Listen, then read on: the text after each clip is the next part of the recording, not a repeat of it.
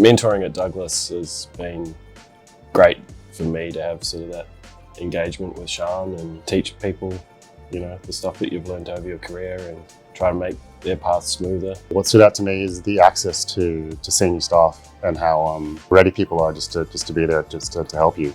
Having access to senior staff members throughout the whole company, guys that have got 30, 40 years of experience, they've generally run into a lot of the problems that you're going to run into. So instead of getting worried about it, it's putting you back heaps.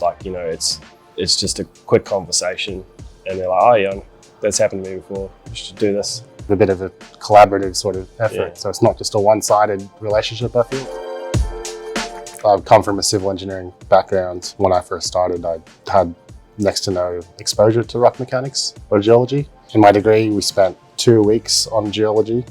So Robbie's taught me how to use what kinematics are, what defects are in rocks. I've learned how to do a stereo net, something that I didn't even know existed until I started working with Robbie.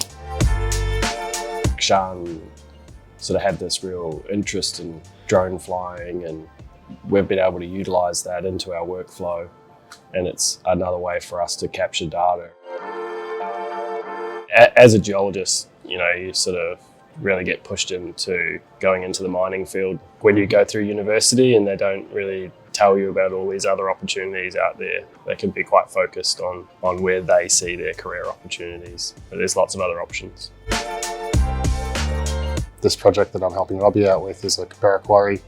We've got kilometers of cut face that require stabilization. Yeah, applying the earlier kinematic stuff that we've worked through together, being able to do lots of 3D wedge analysis and rock fall analysis, that much stabilization measures.